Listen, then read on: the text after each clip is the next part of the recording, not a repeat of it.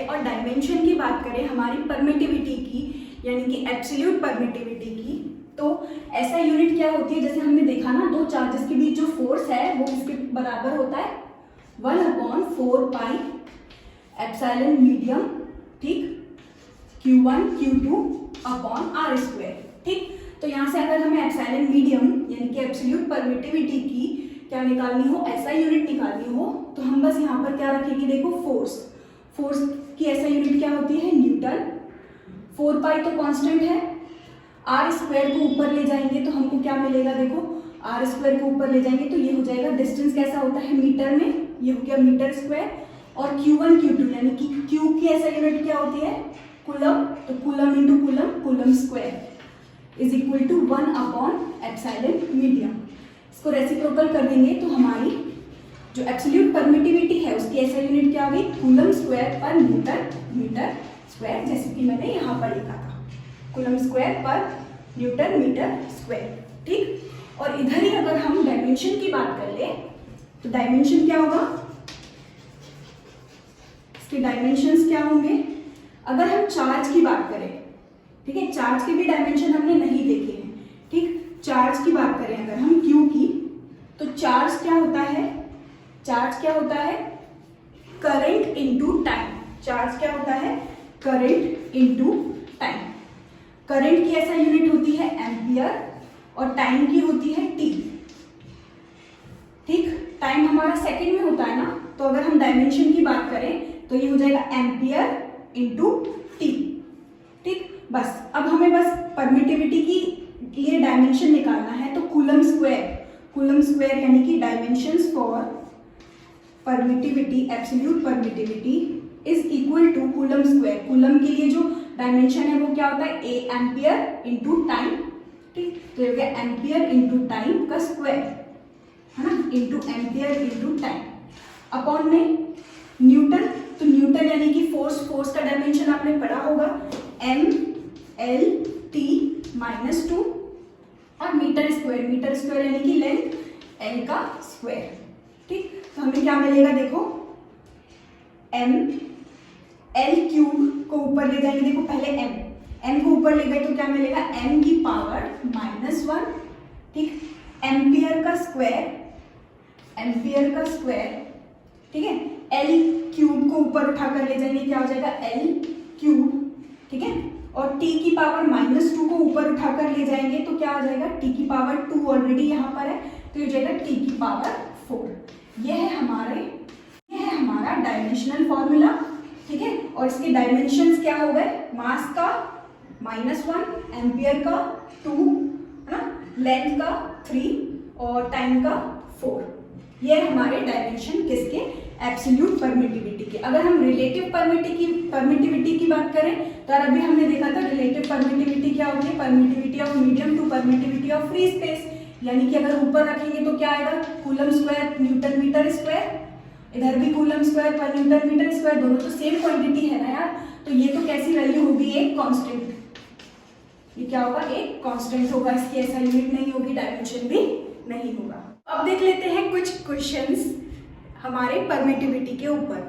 ये क्वेश्चंस मैंने अपने ब्लॉग पे भी डाले हुए हैं, जिसकी लिंक आपको नीचे डिस्क्रिप्शन बॉक्स में मिल जाएगी।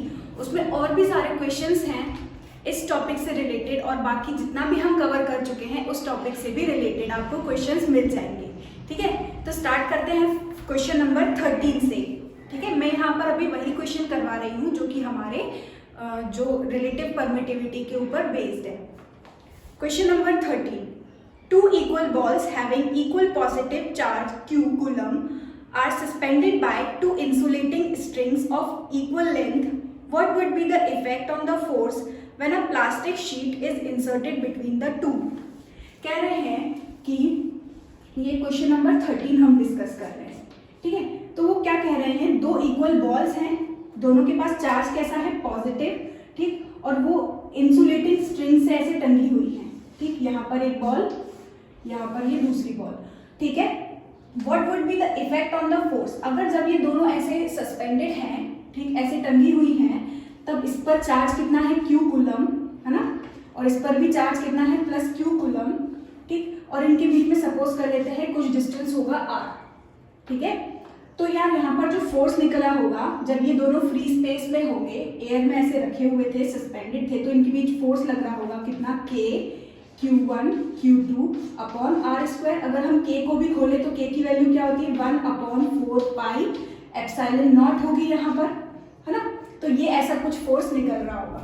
अब हमसे वो पूछ रहे हैं what would be the effect on the force when the plastic sheet is inserted between the two. अगर हम यहाँ पर एक प्लास्टिक शीट को इनके बीच में ऐसे इंसर्ट कर दे, ठीक है, हमने एक प्लास्टिक शीट को इंसर्ट कर दिया, पहले एयर था, मतलब जो इन दोनों के बीच एक इलेक्ट्रिक फील्ड लग रही होगी, ठीक है, इन दोनों के बीच जो एक इलेक्ट्रिक फील्ड लग रही होगी, वो अब इस प्लास्टिक शीट के इंसर्ट करते ही वो क्या हो जाएगी, डिक्रीज हो जाएगी, है ना। इन दोनों के प्लास्टिक शीट को इंसर्ट करते ही, इन दोनों के बीच में इस प्लास्टिक शीट को इंसर्ट करते ही वो इलेक्ट्रिक फील्ड डिक्रीज हो जाएगी, और अगर इलेक्ट्रिक फील्ड डिक्रीज हो गई मतलब फोर्स भी डिक्रीज हो जाएगा, ठीक है। जो भी इस प्लास्टिक की K की वैल्यू होगी, एक और बात मैं इस वीडियो में बताना चाहती हूँ कि हमारा जो रिलेटिव परमिटिविटी हमने पढ़ा था ना, जिसको हम डिनोट करते हैं एप्सिलॉन R से, उसको डाइलेक्ट्रिक कांस्टेंट भी कहा जाता है। डाइलेक्ट्रिक कांस्टेंट उसको डिनोट किया जाता है K से, ठीक है। डाइलेक्ट्रिक कांस्टेंट भी कहा जाता है हमारी रिलेटिव परमिटिविटी को, और ये वाला जो K है वो इस वाले K से, जो हमारा फोर्स के यहाँ पर एक इलेक्ट्रोस्टैटिक फोर्स कांस्टेंट जो हमको मिलता था, उससे बहुत अलग है, ठीक है। इस K की वैल्यू होती है 1/4 पाई एप्सिलॉन नॉट, ठीक। ये होता है हमारा स्मॉल K, ये होता है हमारा कैपिटल K, ठीक है। ये होता है हमारा डाइलेक्ट्रिक कांस्टेंट, ठीक। और यहाँ जो K हमको मिलता था वो इस फोर्स का, इलेक्ट्रोस्टैटिक फोर्स का कांस्टेंट था। ये दोनों ही K अलग अलग है, ठीक। एप्सिलॉन R को डाइलेक्ट्रिक कांस्टेंट भी कहा जाता है। तो जैसे ही हम इस प्लास्टिक शीट को इंसर्ट करेंगे, ठीक, इसका एक कांस्टेंट होगा, है ना, ठीक। तो इसका हमने मान लिया, प्लास्टिक शीट का जो डाइलेक्ट्रिक कांस्टेंट होगा या रिलेटिव परमिटिविटी होगी वो इसकी कितनी है, अगर एप्सिलॉन R है।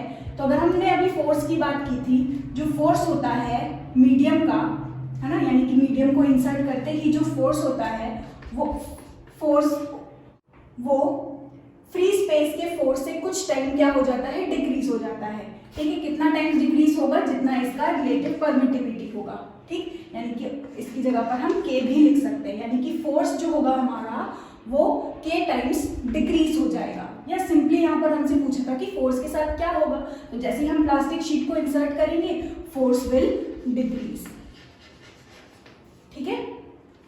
इसके बाद डिस्कस करते हैं हमारा question number 32 A। Two insulated charged copper sphere A and B have their centers separated by distance of 50 centimeter. What is the mutual force of electrostatic repulsion if charge on each is 6.5 into 10 to the power minus 7 coulomb? The radii of A and B are negligible as compared to the distance of separation. हमसे क्या बोला है कि दो insulated copper sphere है A और B, उनका जो डिस्टेंस है, उनके बीच का जो डिस्टेंस है, यहाँ पर हम डिस्कस करते हैं इसको, ठीक। ये A और ये B, इन दोनों के बीच जो डिस्टेंस है वो है 50 सेंटीमीटर, ठीक। Two insulated charged copper sphere A and B have their centers separated by 50 centimeter. What is the mutual force of electrostatic repulsion? इन दोनों का जो साइन होगा चार्ज का वो कैसा होगा, same. If charge on each is, अगर इस पर चार्ज कितना है 6.5 into 10 to the power minus 7 coulomb, और इस पर भी चार्ज कितना है 6.5 into 10 to the power minus 7 coulomb, तो हमें इन दोनों के बीच फोर्स बताना है। तो फोर्स हम कैसे कैलकुलेट करते हैं, फोर्स कैसे कैलकुलेट करते हैं, K Q1 Q2 या QA QB upon R square, ठीक। तो K की वैल्यू अगर ये दोनों फ्री स्पेस में है तो K की वैल्यू क्या हो जाएगी, K की वैल्यू हो जाएगी 9 into 10 to the power 9। K की वैल्यू, K क्या होता है 1/4 पाई, और अगर हम एयर की बात करें तो एप्सिलॉन नॉट 1/4 पाई में हम अगर एप्सिलॉन नॉट यानी कि 8.85 into 10 to the power minus 12 का मल्टीप्लाई करें और इस पूरी वैल्यू को सॉल्व करेंगे, तब हमको जाकर के मिलता है 9 इंटू 10 टू दी पावर 9, ठीक है। तो यहाँ पर K की वैल्यू क्या है 9 into 10 to the power 9। Charge on first कितना है 6.5 into 10 to the power minus 7, का होल स्क्वायर ले लेते हैं अपॉन में इनके बीच में डिस्टेंस कितना है 50 सेंटीमीटर, क्योंकि फोर्स हमारा कैसा होता है न्यूटन में, यानी कि हम ऐसा यूनिट की ही बात कर रहे हैं, तो इस 50 को हमें चेंज करना पड़ेगा। आर की वैल्यू क्या हो जाएगी 50 सेंटीमीटर को हमें मीटर में चेंज करना पड़ेगा, तो ये हो जाएगा 0.5 मीटर। ठीक है, तो यहाँ पर आ जाएगा 0.5 का होल स्क्वायर। और जब भी हम इस वैल्यू पूरे वैल्यू को सॉल्व करेंगे, जो हमारा रिजल्ट होगा वो निकलेगा 1.52 into 10 to the power -2 newton. ठीक है, आगे बढ़ते हैं question. The radius of A and B are negligible, what is the, उसके बाद बोला है B, what is the force of repulsion if each sphere is charge to double the above amount and the distance between them is half. वो पूछ रहे हैं कि अब अगर हमने इन दोनों के चार्ज को क्या कर दिया, डबल कर दिया, और इन दोनों के बीच के डिस्टेंस को क्या कर दिया, हाफ कर दिया। ठीक है, दोनों का चार्ज वैसे कैसा है, सेम, Q और Q। ठीक, दोनों के चार्ज को अगर हमने क्या कर दिया, डबल कर दिया। डायरेक्टली अगर हम देखें, ठीक, तो चार्ज पहले कितना था QA, अब चार्ज कितना हो गया ट्वाइस ऑफ QA। ठीक, पहले चार्ज कितना था QB, अब चार्ज कितना हो गया ट्वाइस ऑफ QB। डिस्टेंस पहले कितना था R, डिस्टेंस पहले कितना था R सपोज कर लेते हैं, अब डिस्टेंस कितना हो गया R/2 हो गया। ठीक, तो अगर हम फोर्स की बात करें, यहाँ ऊपर वाले से अगर हम फोर्स निकालें तो फोर्स क्या निकलेगा K QA QB upon R square. यहाँ से अगर हम फोर्स निकालें तो फोर्स क्या निकलेगा 2K 2QA into 2QB divided by R/2 का होल स्क्वायर। इसको फर्दर जब हम सॉल्व करेंगे तो 2 इंटू 2 कितना निकलेगा 4, K 4QA QB upon R/2 का होल स्क्वायर, यानी कि R स्क्वायर अपॉन 4, 2 का स्क्वायर कितना हो जाएगा 4, R स्क्वायर बाय 4 को ऊपर उठाकर ले जाएंगे तो यहाँ पर आ जाएगा एक और 4 R स्क्वायर। तो यहाँ अगर हम देखें तो जो अब हमारा फोर्स है, एक्चुअल फोर्स कितना है K QA QB upon R square. अब हमारा फोर्स कितना हो गया K QA QB upon R square into 4 यानी कि 16, यानी कि हमारा जो फोर्स है वो 16 टाइम्स क्या हो जाएगा, बढ़ जाएगा। यानी कि सिर्फ हमें इस वाले फोर्स में क्या करना है, 16 का मल्टीप्लाई करना है। ठीक है, तो हमारा जो रिजल्ट होगा वो यहाँ पर हमको मिलेगा 0.243 न्यूटन। ठीक है, इसके बाद डिस्कस करते हैं इसका सेकेंड पार्ट। इसके सेकेंड पार्ट में हमको दिया है 2 spheres are placed in water. अगर इनके बीच का फोर्स कितना है 1.52 इंटू 10 टू द पावर -2, और अगर इन्हीं दोनों चार्ज को रख दिया हमने किसमें, वाटर में, जिसका डाइलेक्ट्रिक कांस्टेंट कितना है 80, तो हमें बताना है कि अब इन दोनों के बीच फोर्स कितना होगा। तो फोर्स अगर पहले कितना था ये, तो अभी हमने देखा था कि K या फिर रिलेटिव परमिटिविटी का फोर्स के साथ कैसा रिलेशन होता है, ज्यादा अपॉन कम, यानी कि F0 अपॉन मीडियम यानी कि वाटर। और यही वैल्यू हमको निकालनी है, तो हम इसको उठा करके यहाँ लाएंगे। F0 यानी कि इन दोनों का फोर्स, जब ये दोनों कहाँ रखे हुए हो, फ्री स्पेस में। ये तो ऑलरेडी हम निकाल चुके हैं, कितना है 1.52 into 10 to the power -2 divided by epsilon R या फिर K। तो K हमको ऑलरेडी गिवन है, कितना है 80।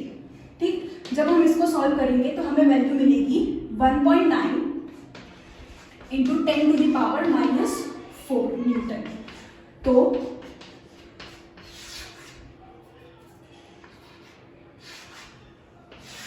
ठीक है, तो ये था हमारा कंप्लीट क्वेश्चन। पहले हमसे क्या बोला गया कि इन दोनों चार्जेस का फ्री स्पेस में फोर्स निकालो, फिर हमको बोला चार्ज का अगर दोनों का मैग्नीट्यूड डबल हो जाए और डिस्टेंस हाफ हो जाए तब फोर्स हमने देखा क्या होता है 16 टाइम्स जो है वो बढ़ जाता है, 16 टाइम्स हो जाता है। तो हमने बस 16 का मल्टीप्लाई कर दिया। उसके बाद हमसे बोला कि अगर हमने इसी फोर्स को इन्हीं दोनों चार्जेस को, इनका मैग्नीट्यूड और डिस्टेंस इतना ही है, ले जा करके इसको रख दिया किसमें, वाटर में, जिसका रिलेटिव जो परमिटिविटी है वो कितना है 80, तब इनके बीच फोर्स कितना होगा। तो हमने रिलेशन देखा, याद किया हुआ है कि relative permittivity is equal to force in free space divided by force in medium, है ना। तो फोर्स इन मीडियम हमको निकालना था, तो हमने फ्री स्पेस में जितना फोर्स है उसको डिवाइड कर दिया बस किससे, हमारे डाइलेक्ट्रिक कांस्टेंट से। तो हमारा फोर्स निकल गया उन दोनों के बीच का इन वाटर। इसके बाद है एक और क्वेश्चन इसी पर बेस्ड। क्वेश्चन है 34, ब्लॉक में ही है ये भी। A small conducting sphere having a positive charge of 1 microcoulomb is made to touch another sphere of the same radius having a negative charge of -3 microcoulomb. Find the force between them when they are separated by a distance of 3 centimeter. What will be the force between them when they are immersed in an oil of dielectric constant 2? नीचे वाला part इसका as it is है और ऊपर वाला जो part है उस टाइप के क्वेश्चन हम ऑलरेडी देख चुके हैं। जैसे कि हमसे बोला गया है कि हमारे पास एक कंडक्टिंग स्फीयर है जिसके पास चार्ज कितना है 1 माइक्रोकूलम। इसको एक दूसरे सिमिलर टाइप के साथ टच करवाया जिसका चार्ज कितना था 3 माइक्रोकूलम। ठीक, तो अब अगर हम देखें तो इन दोनों को टच करवाया और दोनों कंडक्टिंग थे, सेम साइज के थे, आइडेंटिकल थे, तो यहाँ पर इसका जो नेट चार्ज होगा अब वो इन दोनों के बीच कितना हो जाएगा। अगर हम देखें तो सबसे पहले हम क्या निकालते थे, इसका टोटल है ना, नेट चार्ज दोनों पर निकालते थे। तो नेट चार्ज कैसे निकालेंगे, 1 माइक्रोकूलम प्लस -3 माइक्रोकूलम।